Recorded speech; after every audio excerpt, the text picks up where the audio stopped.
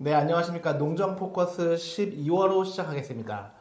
네, 올해 12월은 전 국민이 가슴을 쓸어내렸었던 윤석열 내란 쿠데타가 있었던 달이기 때문에 어느 때보다 되게 좀 가슴 긴장했던 달이 아니었나 싶습니다. 이번 달은요, 농업 민생 사법에 대해서 함께 이야기할 텐데요. 이 농업민생 사법을 윤석열 탄핵 이후에 권한 대행을 맡은 한덕수 국무총리 체제에서 거부권이 논의되고 있다고 하는 그런 뉴스가 들려서 저희가 이 농업민생 사법에 대해서 함께 이야기 나누어 보겠습니다. 오늘도 송원규 박사님 함께 나와 계십니다. 안녕하십니까? 안녕하십니까? 예, 지금 농업민생사법이 지금 상당히 이슈가 되고 있는데 이 사법은 언제, 어느 누가 어떻게 이걸 준비를 했나요? 이 농업민생사법의 시작은 21대 국회로까지 거슬러 올라갑니다. 짧게 말씀드리면 양곡관리법은 만약에 내일 임시국무회의에서 거부권이 행사된다면 세 번째 거부권 행사가 되고요. 이 농안법, 이따 말씀드리겠죠. 농산물 가격안정법은 두 번째, 그리고 농업재해대책법과 농업재해보험법은 첫 번째 거부권 행사가 됩니다.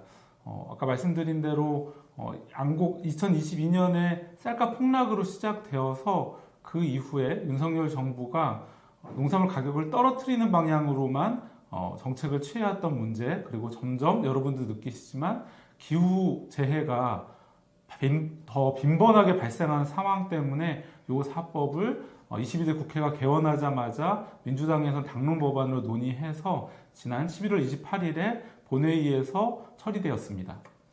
예, 이 농업민생사법이 이제 더불어민주당을 포함한 야권과 그리고 농업단체들이 함께 이렇게 준비를 한 것이죠. 예, 그렇습니다. 뭐 약간의 이견들은 세부 내용에 대해서는 이견이 있을 수 있지만 이런 방향성의 법률들, 농업민생사법을 처리하는 것에 대해서는 야당들이 거의 동의를 하고 있고요. 어제 기자회견을 했었던 쌀값 정상화 및 농업민생사법 개정을 위한 비상행동에 많은 농민단체들이 같이 참여하고 있습니다. 예, 그러면 아직 우리 시민들 잘 모르실 것 같아서 법이 어떤 법인지 하나하나 살펴볼 텐데요. 첫 번째는 그나마 좀 뉴스에서 들어보셨을 것 같습니다. 양곡관리법인데 윤석열 대통령이 거부권 1호가 바로 양곡관리법이었습니다.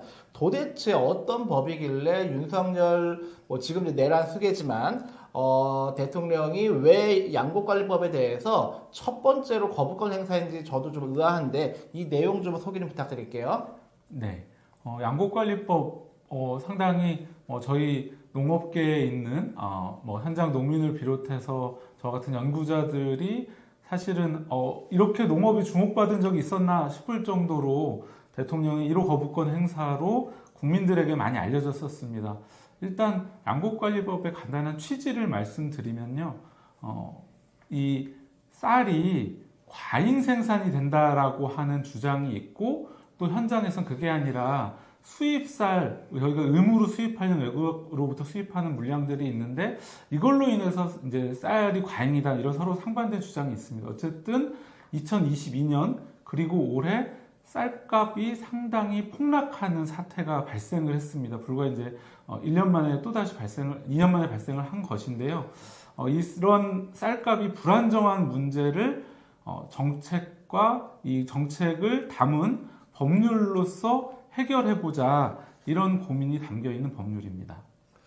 예, 그러니까 좀 쉽게 풀면은 우리나라의 쌀값이 산지 농민들이 수확한 그 산지 기준 쌀값이 너무 많이 폭락해서 농민들이 본인들의 인건비, 생산비도 건지지 못하는 그런 지경에까지 왔는데 이것을 양곡관리법 제정이 아니라 개정이네요. 개정을 통해서 농민들의 생산비 정도는 보장을 해주자 뭐 이런 내용인 것 같아요. 예, 그렇습니다. 뭐 저희가 요새는 가족 수가 많지 않기 때문에 쌀을 이제 소량으로 사기 때문에 이렇게 말씀드리면 그 정도 그게 얼마나 비싼 건지 혹은 싼 건지 모르실 수도 있는데 어쨌든 보통은 이제 80kg 옛날 기준으로 80kg 한가마니를 이야기를 합니다. 단적으로 문재인 정부 시절에는 이 80kg 한가마니의 가격이 20만 원 밑으로 떨어진 적이 거의 없었습니다. 이제 정권 말기에 처음으로 떨어져서 2022년도에 이제 쌀값 폭락 사태가 나타났는데요. 지금 최근 기준으로 보면 18만 5천 원밖에 되지 않는 그런 실정입니다. 그러다 보니까 진행 작가가 말씀하신 대로 농민들은 1년 동안 쌀 재배를 위해서 열심히 벼를 키웠는데 생산비조차 건지지 못하는 그런 상황이 자주 나타나고 있습니다. 그럼 이 양곡관리법에서는 농민들의 생산비를 어떤 방식으로 보전을 한다는 것이죠? 일단 아까 말씀드린 대로 쌀이 현장에서 우리 논에서 많이 생산이 되었던 혹은 수입된 물량으로 인해서 시중에 도는 쌀이 많아서 가격이 떨어졌던 어쨌든 이 쌀의 양을 시장으로부터 이제 격리시키는 것이 필요합니다. 이제 농산물의 경우에는 여러분도 이제 특히 쌀 주곡에 대해서는 여러분들 그렇게 생각하실 텐데 우리 국민들에게 매우 중요한 먹거리이기 때문에 쌀값이 안정적으로 보장이 되고 농민들이 계속 농사를 짓는 게 중요합니다. 그래서 원래 법에도 정부가 이렇게 쌀값이 너무 많이 오른다거나 너무 떨어졌을 때는 정부가 사거나 혹은 정부가 가지고 있던 쌀을 시중에 다시 내보내서 가격 조절을 해왔습니다. 다만 이번에 개정안을 발의한 이유는 그 규정을 2022년도에 정부가 잘 지키지 않았습니다. 분명히 쌀이 가격이 너무 폭락해서 정부가 사들여야 되는 상황인데도 불구하고 정부가 여러 핑계를 대면서 그걸 미뤘던 것이죠. 그래서 그런 규정들을 제때에 발동시킬 수 있도록 법률을 다듬었고요. 한 가지 더 추가해서 말씀드리면 그것을 안정적으로 하기 위해서 기준 가격 혹은 공정 가격이라고 하는 것을 이제 정부 안에 위원회를 만들어서 그 위원회에서 심사해서 그 가격 기준을 가지고 그 가격 기준보다 많이 떨어졌을 경우에는 정부가 손실을 보전해 줄 수 있도록 하는 그런 조항도 이번에 넣었습니다. 네. 뭐 윤석열 그 대통령이 그 후보 시절이었나요? 산지 기준 쌀값을 20만 원 지켜주겠다 이렇게 이야기했었는데 예를 들어서 그 20만 원 기준이라고 했을 때 근데 이제 산지 쌀값이 18만 원이 되었다고 하면 이 2만 원 정도의 차액을 정부가 보전해 준다 이렇게 이해하면 되나요? 거기에서 조금 더 저희가 살펴볼 부분이 있는데요. 여러분들 생각하시기에 그 2만 원을 다 보전해야 줘야 되는가라고 하는 건 분명히 논란거리가 될 겁니다. 그래서 정부에서는 이게 남는 쌀을 다 그 높은 가격에 매수해주는 법이고 농민을 살리기 위해서 우리 국민들이 세금을 내는 법이다라고 하는 가짜 뉴스를 많이 전달을 했는데요. 그렇지 않고요. 이렇게 생산비가 어느 정도 수준이었고 그리고 뭐 유통하는 데 들어간 비용이라든지 여러 가지를 고려해서 어느 수준에서 그 손실을 이 농민들에게 농가에게 지원을 해줄지를 적정 수준을 아까 말씀드린 위원회에서 충분한 근거를 가지고 심사해서 결정하도록 했습니다. 그러니까 정부에게도 충분한 재량권이 있는 것입니다. 그러니까 그 무조건 뭐 20만 원 기준으로 했을 때 18만 원이면 2만 원을 보전한다 이것이 아니라 매년 그런 객관적인 생산비 조사를 하고 있고 그 생산비 조사의 결과를 관련 위원회에서 검토해서 어느 정도 보전할지를 결정하는 것이다. 취지로 제가 이해했는데 근데 그 뭐 듣기로는 그 송민영 농식품부 장관인가요? 뭐 농망법 이런 표현을 썼던 것 같은데 왜 이렇게 윤석열 정권의 농식품부는 양곡관리법에 대해서 강경하게 반대하는 그 이유가 뭐죠? 네, 그 부분에 대해서들 다들 이제 의아해하시는데 사실 양곡관리법을 거부권을 행사했을 때 정부는 여론이 정부를 지지할 거라 생각했는지 모르지만 번번이 정부가 너무한다라는 이야기를 했습니다. 사실 아까 말씀드린 재량권에 대해서 너무 이게 법이 경직돼서 작동을 해서 말씀드린 대로 우리 국민들의 세금이 너무 과도하게 투입되거나 이런 문제가 발생할 수도 있기 때문에 그런 문제들을 충분히 협의하자고 야당에서 제안을 했었고요. 그럼에도 불구하고 이렇게까지 강경하게 나온 것은 지금까지 야당과의 대결을 통해서 이 국정을 유지해온 그 정권의 그 생존 방식을 끝까지 지키려고 하는 그런 것이 정치적 의도가 아닐까 생각이 듭니다. 아니면 좀 이제 100번 양보해서 농식품부 입장에서 생각해 보면 만약에 양곡관리법이 개정이 되면 정부 예산 운영이 어려울 정도로 과도하게 예산이 지출이 된 문제가 혹시 있나요? 아까 말씀드린 대로 그렇지 않습니다. 왜냐하면 정부에게도 충분한 재량권이 있고 정부와 전문가와 현장의 생산, 농민 대표자들이 같이 참여하는 위원회에서 심의하도록 하는 규정을 두었기 때문에 그런 일이 발생할 가능성은 저는 없다고 생각합니다. 그러면은 그나마 이해할 수 있는 건 윤석열 정권이 이 양국관리법 개정으로 인해서 을 반대하면서 농민과 일반 그 도시민과의 어떤 분열 같은 그런 거를 아마 조장하지 않았을까 싶은데 뜻대로 되지 않은 게 아닌가 하는 생각이 좀 들어봅니다. 예, 양국관리법에 대해서 아마 뉴스에서 한 번쯤 들어보셨을 것 같고요. 두 번째, 농업민생사업법의 두 번째 농산물 가격 안정법입니다.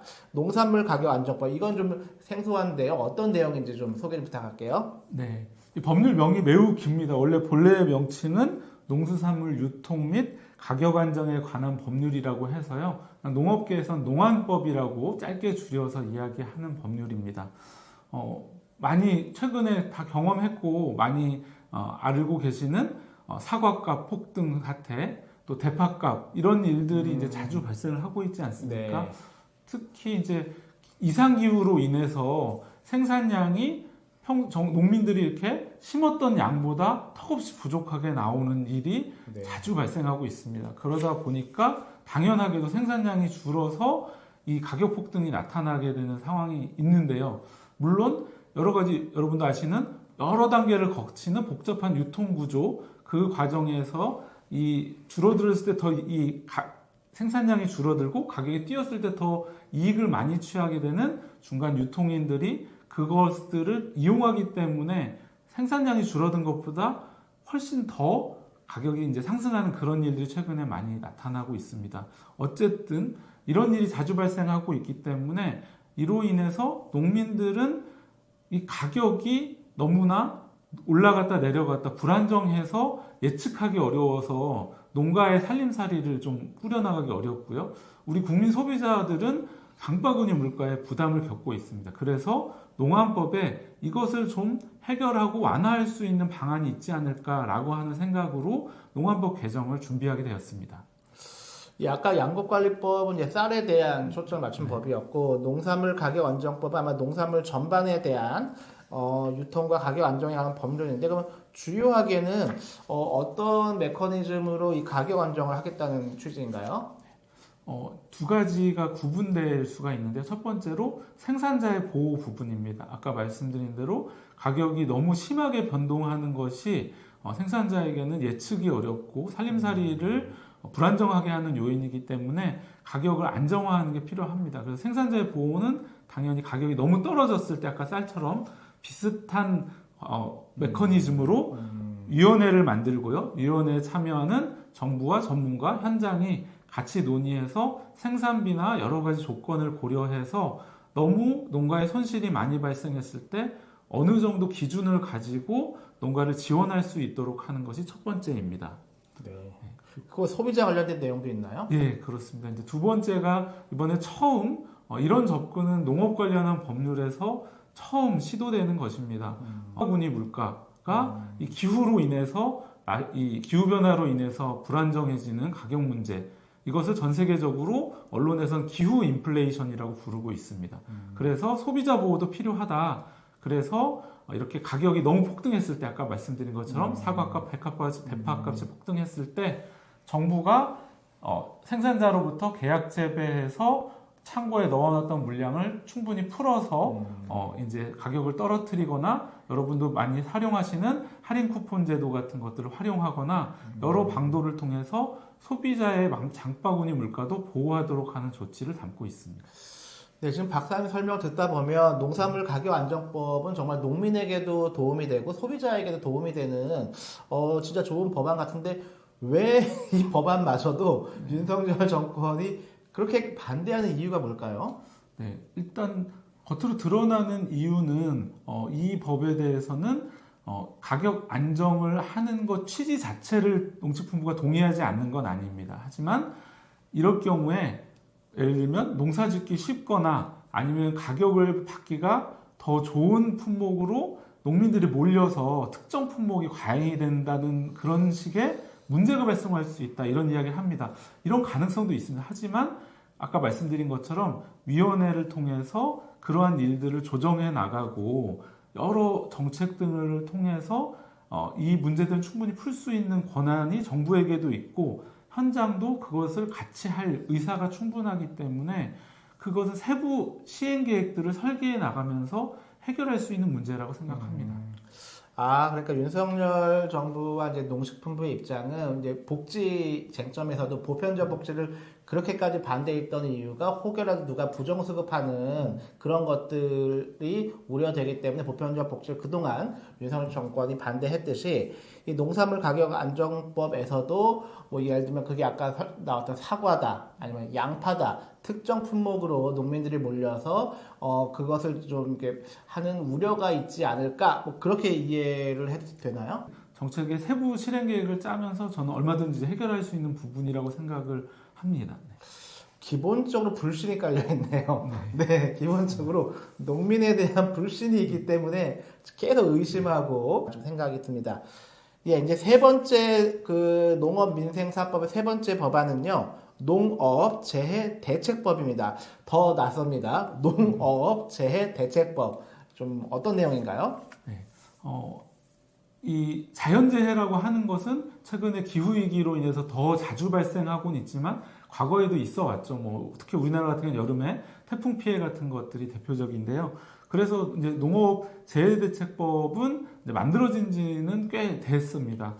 근데 최근에 오늘 계속해서 말씀드린 것처럼 이상기후가 훨씬 더 자주 발생을 하고 그로 인한 이 자연재해로 인한 피해가 너무나 커지고 있기 때문에 이 기존의 법률로 예를 들면 이상 고온이라든지 지진이라든지 혹은 병충해를 일부만 인정한다든지 이런 문제들이 한계들이 기존 법률에서 드러났습니다. 그래서 농민들이 재해로 인해서 농사를 포기해버리지 않고 다시 복구하고 내년에 농사를 새로 지을 수 있도록 하는 그러한 정도의 지원을 우리가 재해대책법을 통해서 해야 된다 이런 고민을 담아서 이번에 개정법을 준비하게 되었습니다. 네, 그러니까 이번 그 농업재해대책법 개정의 주요한 취지는 최근에 우리 이제 전 지구적으로 발생하고 있는 이상 기온과 같은 기후 변화 이것을 좀 법안으로 담아서 그것을 농민들에게 이것을 펼치자 뭐 이런 취지인 것 같은데 이건 역시도 되게 좀 좋은 법안인 것 같은데 윤석열 정부가 이조차도 반대하고 있나요? 예. 아까 진행자께서 농망사법, 송미령 장관이 언급한 걸 얘기한 송미령 장관이 농망사업법을 언급한 이제 기자들과의 브리핑에서 또 어떤 이야기를 했냐면 농업재해대책법은 그 법 자체가 재해다 이런 망발을 했습니다. 농식부의 논리는 간단합니다. 이런 식으로 재해에 대해서 보상을 자꾸 넓히게 되면 현장 농민의 입장에서는 우리가 다른 다른 재해 대책과 마찬가지로 어떻게 보면 정부가 지원해준 이 보상의 범위 같은 걸 확대하는 것일 텐데요. 이게 전 국민의 세금이 역시나 무한정 들어가게 되지 않냐 이런 논리를 펼치면서 반대를 하고 있습니다. 그러니까 이제 생각해 보면 우리가 바로 이해할 수 있는 게 얼마 전에 이제 관측 사상 107년 만에 최대 기록을 하는 폭설이 이제 경기 남부권 중심으로 내려서 뭐 하우스들이 다들 이렇게 뭐 무너지고 도저히 완전 생산 기반이 무너지는 이런 사태를 우리 온 국민이 봤단 말이에요. 근데 이거는 농민들이 뭐 해이했거나 잘못했거나 일기예보를 뭐 매일 보면서 대처하지만 107년 만에 폭설을 예상을 누구도 할 수 없었던 거기 때문에 이거는 재해가 분명해 보이는데 설마 농식품부가 이런 것도 부정을 하나요?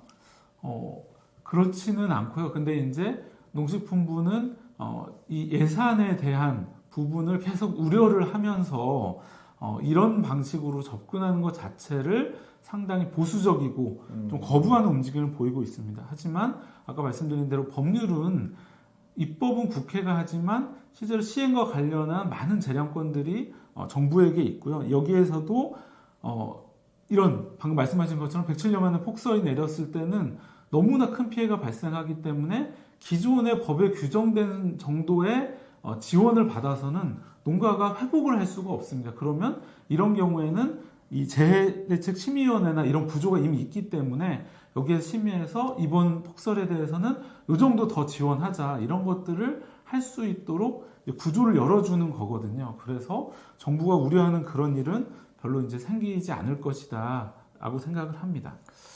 예, 이 법안명이 농어업 재해 대책법이에요. 농업뿐이 아니라 어업 분야에서도 이상 고온으로 인해서 이제 우리 어민들이 좀 피해가 좀 있나요? 예, 그렇습니다. 이제 특히 양식의 경우에 이런 피해들이 많이 발생을 하고요. 연근에 바다 가까운 곳에서 하는 것들도 이제 이런 피해들이 발생을 하는데 역시 그런 경우에도 시설이라든지 피해가 발생했을 때 시설에 대한 거 혹은 농작물과 키우던 물고기 같은 이제 어류, 폐류에 관련해서 정부가 지원을 해줄 수 있도록 하는 근거를 담고 있습니다. 그래서 이제 이번 바뀌는 법의 또 중요한 포인트 중에 하나가 이제 말씀해 주신 대로 그럼 어느 정도 농작물이나 그런 물고기나 이렇게 죽었을 때 어느 정도 보상을 해줄 거냐 관련해서 기존의 시장에서 실거래가 되는 수준으로 혹은 그 농작물 같은 경우는 그 피해가 발생했을 때 수확량이 거의 없는 상태가 되는 경우가 많습니다. 그러면 그때까지 들어간 농사를 위해 들어간 비용들을 어느 정도는 지원해줘야 된다. 그래야지 다시 회복하고 농사를 시작할 수 있다. 이런 내용을 담고 있습니다. 예. 오늘 그 농업민생 사업법에 대해서 함께 알아보고 있는데요. 이제 마지막입니다. 농업 재해보험법. 그러니까 방금 이야기했었던 농업 재해대책법과 연관 법안인 것 같은데, 농업 재해보험법. 이 내용은 어떤 내용인가요? 네. 사실 비교적 간단합니다. 생각하시는 보험이기 때문에 우리가 익히하는 농가에서 내가 재해가 발생할 수도 있기 때문에 그것에 대비해서 보험료를 내고요. 단지 이제 다른 것은 정책보험이라고 부르는 것인데 농가의 자부담이 있고 지자체나 정부 어떤 경우에는 농민이 가입되어 있는 농협에서도 일부 보험료를 지원해줘서 자부담과 그렇지 않은 정책 지원이 되는 보험료를 통해서 매년 다시 자기가 필요하면 농가에서 이 재해보험을 가입하는 그런 제도입니다.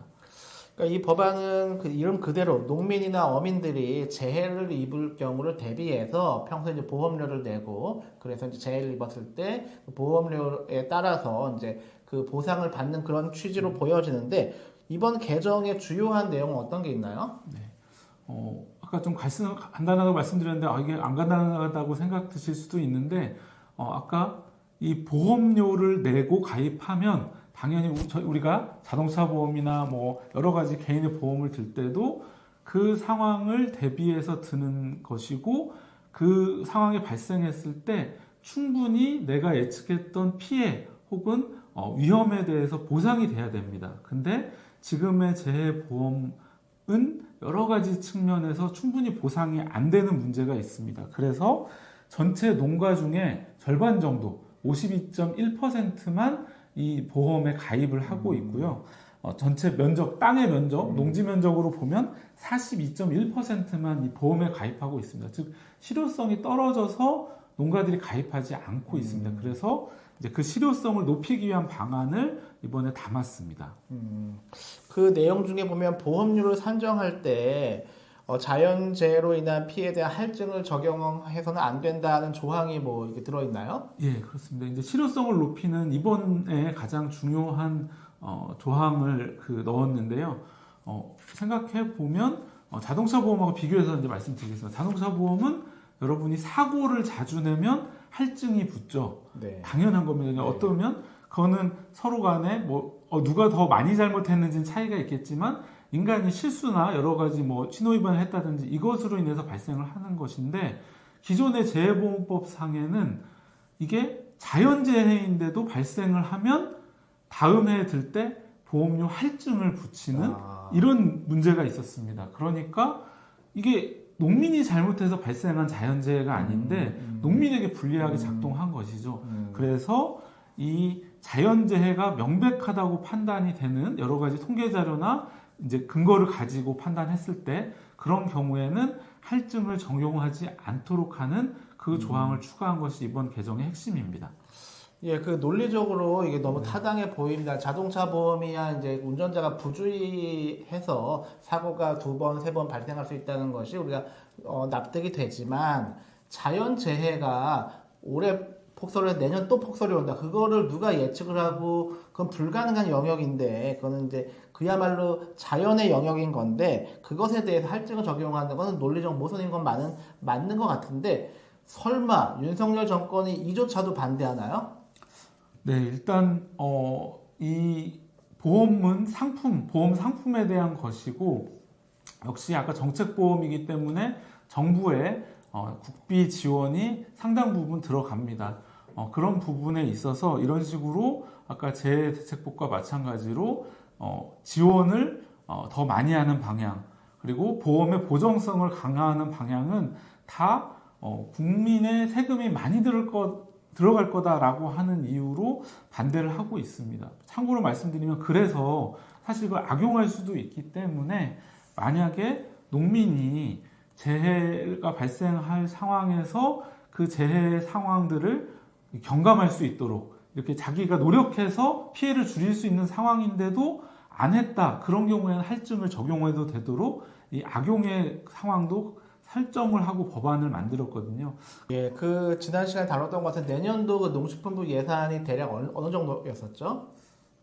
네, 18조 7,416억 원입니다. 18조 7천억이라고 생각을 하고 지금 계속 이제 농업민생사법을 취지를 들으면 들을수록 이것은 정말 우리 농민 어민들에게 꼭 필요한 법이다. 심지어 소비자들에게도 필요한 법이다는 생각이 드는데 계속 정부는 예산이 없다, 돈이 없다 이런 그 변명으로 이것을 계속 반대하고 있는 것 같아요. 근데 우리가 잘 알고 있다시피 청와대를 용산으로 이전하면서 생겼던 그 비용만 최소 1조 원이 넘는다고 좀 추산되고 있지 않습니까? 네.